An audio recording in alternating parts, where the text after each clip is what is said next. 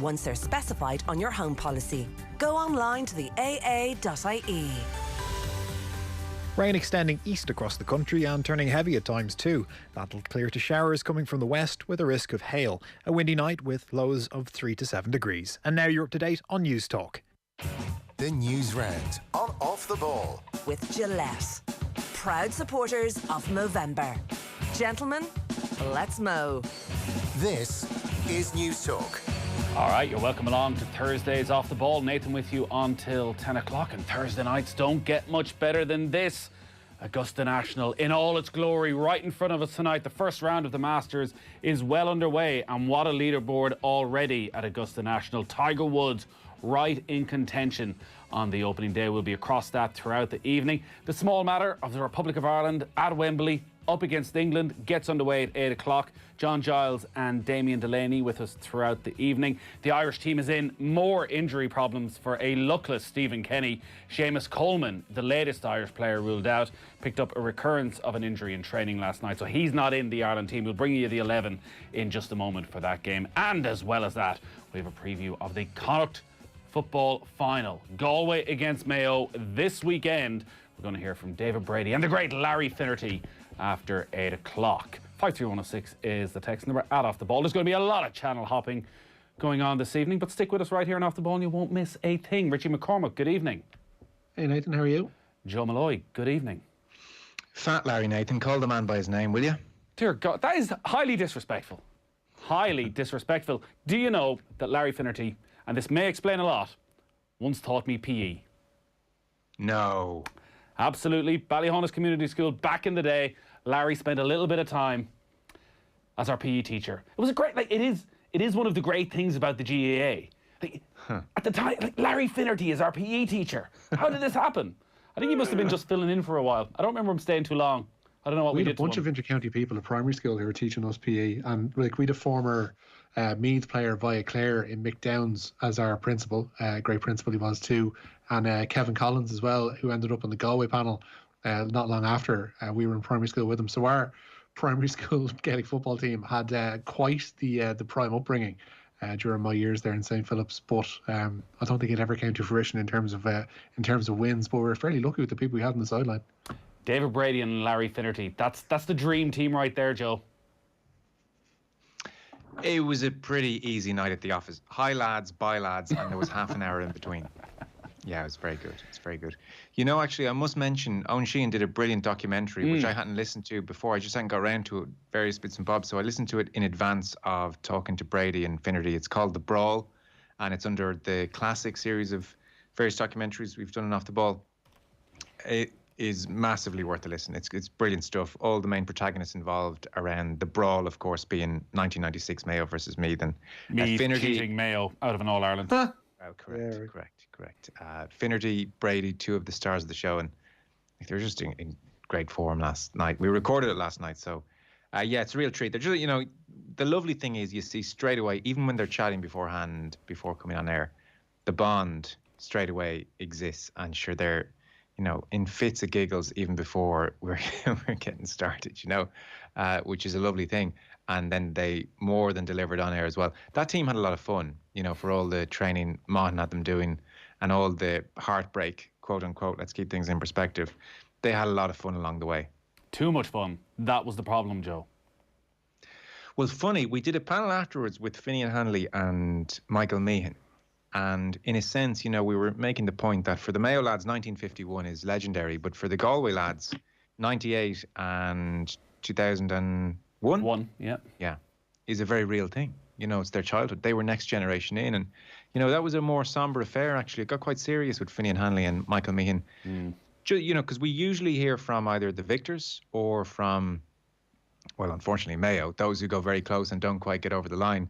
It's not as often we delve into a sort of middle of the road, lots of quarter-final defeats or knocked out and, somewhere midway through the championship from a team that had won a couple of under-21 All-Irelands, had lots of talent, and the lads were pretty upfront. They don't feel they delivered. They felt tactically they were behind when that great shift happened in the early 2000s.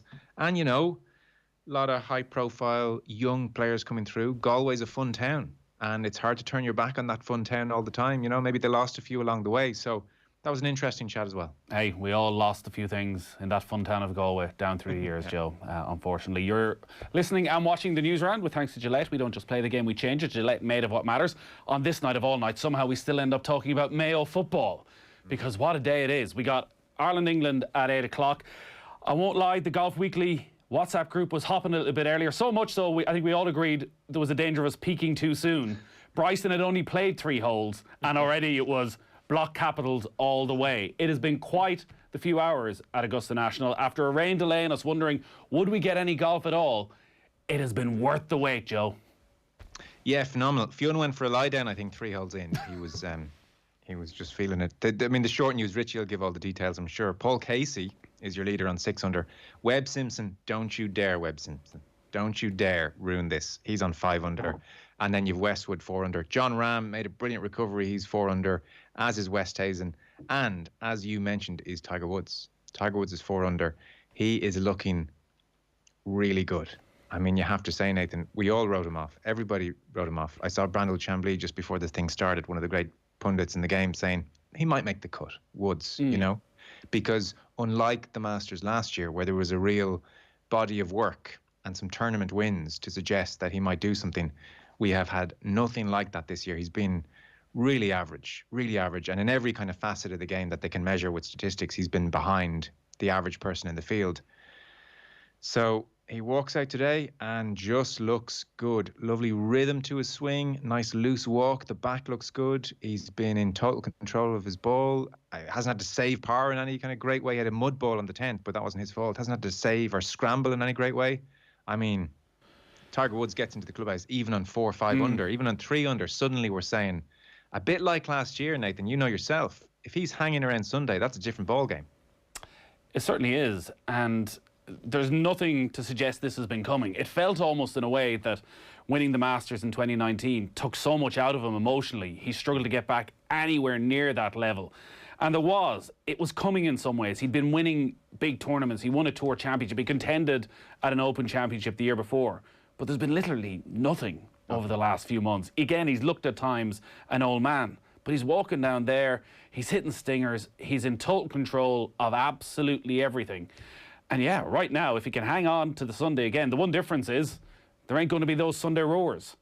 So will people know? Will the other players know when they're 2 holes behind exactly what's happening with Tiger? But even to have him there makes the weekend from the start, and you just hope he can hang in there. I would say, and it is early days, you do not miss the patrons at Augusta. Not so much. In fact, it looks more beautiful than ever. Yeah, autumnal Augusta is just fine as well, you know.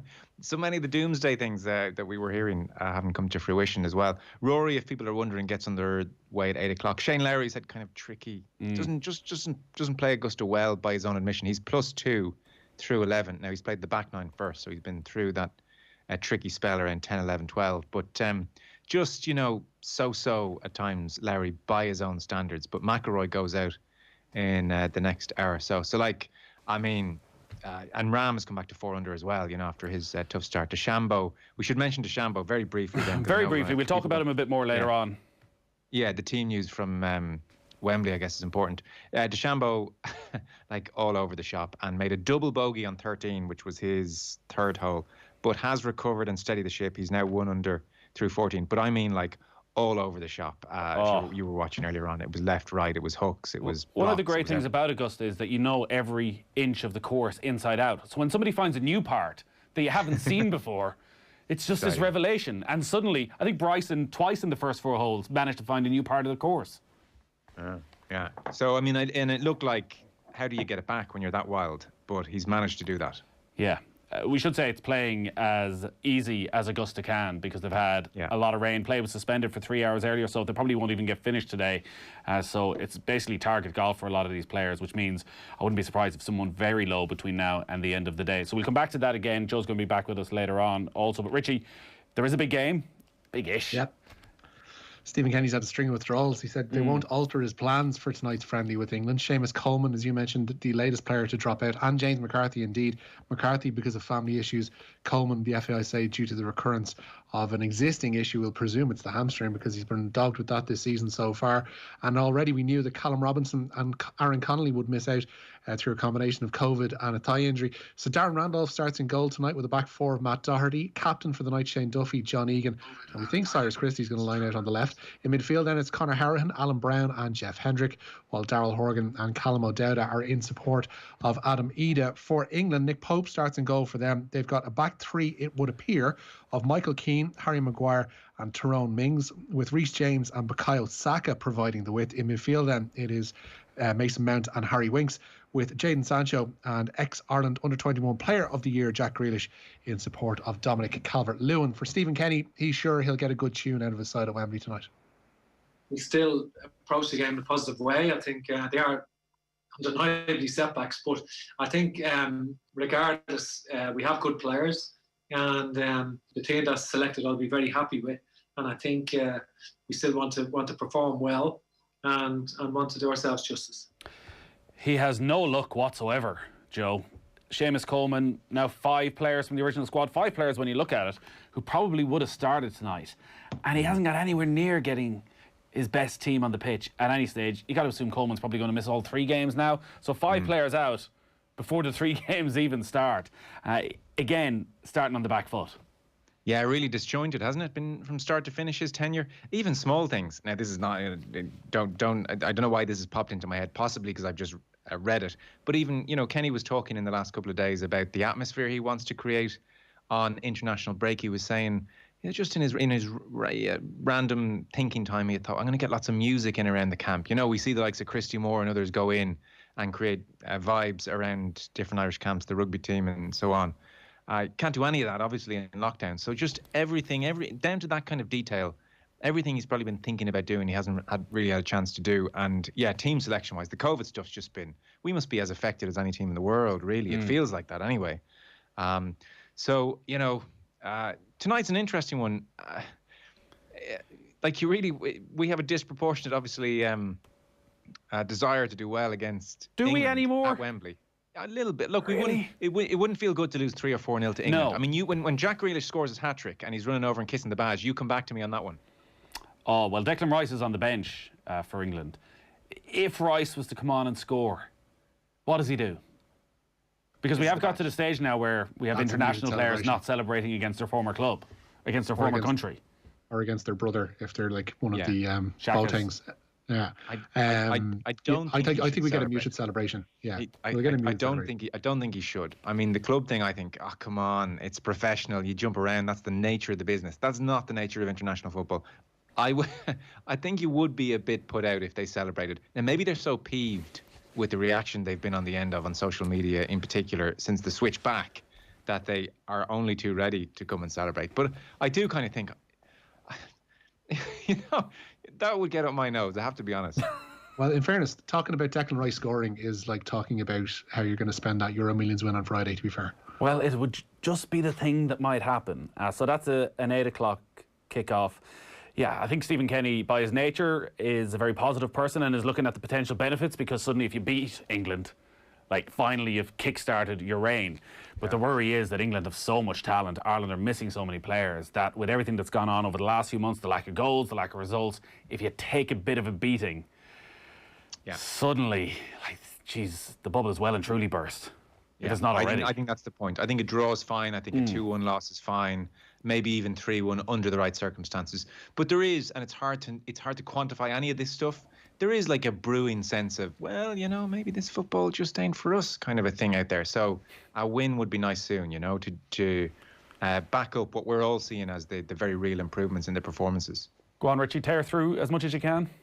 Both Northern Ireland and Scotland just 90 minutes away from a place at Euro 2020 tonight. Ian Barraclough's side welcomes Slovakia to Windsor Park, where 1,000 fans will be in attendance. Scotland have been given a boost ahead of their playoff final away to Serbia. Crystal Palace midfielder Luka Milivojevic is missing for the hosts, having tested positive for COVID-19. Elsewhere tonight, Hungary take on Iceland, and North Macedonia have qualified for their first ever major finals with a 1-0 win away to Georgia. The old dog for the hard road, 37-year-old Goran Pandev, getting the goal tonight and being hoisted into the air by his teammates after that victory. Liverpool today confirming that Joe Gomez has undergone successful surgery to repair a tendon in his left knee. The centre-back sustained the injury during a training session with the England squad yesterday. Liverpool say the injury is likely to rule him out for a significant part of the season. Jurgen Klopp already without Virgil van Dijk for the foreseeable future. And Tipperary manager David Power has confirmed that Colin O'Riordan is available for Sunday week's Munster football final. They've been given permission by his AFL club Sydney Swans to field O'Riordan against Cork. He's been training with the rest of the Tip panel during the AFL off-season, and Power has told our own Valerie Wheeler that's a huge boost to the side. It's fabulous. Like Colin has been training with us over the last number of weeks. He's been with us for match days as well. He's helped the lads, on the line. So he's been with the setup for the last 6-7 weeks. So it's not as if that he's just coming in for these 2 weeks. He's been there, and no better man. We're very proud of him as a fella, because he's done so much for Tipperary football, even though he's such a young man. I've known him obviously since the minor in 2011. He was only 15 when he played against Dublin, and he's an incredible young fella. And look, when he rang me there yesterday morning, it was a great feeling, and I was saying, yeah, that's going to be another headache for us now when picking the 26. But look, that's the problem that I wanted, and that's the big thing that we've been trying to create. Yeah, a bit of an unexpected twist, Joe. I'm just wondering why Mayo didn't get Pierce Hanley back every September for 20 minutes at the end of an All-Ireland final. I know, who knew this was all possible, yeah. Mark Keane doing his thing for Cork. I mean, what's going on here? Once again, Mayo being screwed over. It's just, yeah. Listen, it's what you get here on Off the Ball all the time. I feel, Joe, you're distracted. You're like, stop coming to me. I'm just trying to concentrate here on the golf. I don't even have the golf on. I've paused the golf. Oh. I've paused the golf. Paul Casey, beautiful bunker shot there. So he's taking. I don't want Paul Casey to win it either. He's a little bit insufferable as Paul Casey. He's got a great smile. He does a lot for charity. Actually, sorry. Casey is, he's kind of got a bit of a moral conscience. Came out very strongly against Saudi Arabia, one of the few to do that. I think he's a good guy. Anytime we've had him over at the Irish Open, very, very likeable. But it's not the sexiest of winners, is it? No. At this stage, we want Ram or Tiger, and we want Rory to go on a bit of a run. But it's still very early. We're not even through the first set of players on the opening day. Let's not get carried away. Calm down, Richie, all right? Just calm down about it. Go on, we've time for one more story. Okay, Paul Taylor, as you mentioned, stepping down as Sligo boss, but the big news of the day, Bohemians confirming that their management team of Keith Long and Trevor Crowley have signed new contracts at the club. Their new deals will take them up to the end of the 2024 campaign. Ooh. Long has been in charge at Dalymount since 2014, while Crowley linked up with him 2 years later, and we're going to win the league next season. Wowzers. Jeez, I thought there was a recession coming and Bulls are handing out 4-year contracts. 4-year contracts. All that Matt Doherty money. Wow. Yep. There you go. Very New good. Training facilities coming our way too. It's all good. Richie, thank you as always. Short and sweet, but we got through everything important. And Joe, you're going to be back with us in just over an hour. We're going to hear from you anyways on our Super Value Roadshow, but you're going to try and catch up. You can fast forward through the ad breaks now, and we'll be right up to date when we talk Masters between 8 and 9. We'll talk to you then. Cheers. John Giles is up next. The News Round on Off the Ball. With Gillette. Proud supporters of Movember. Gentlemen, let's mow. This Irish success story is brought to you by Guaranteed Irish. Home to Sean O'Casey and WB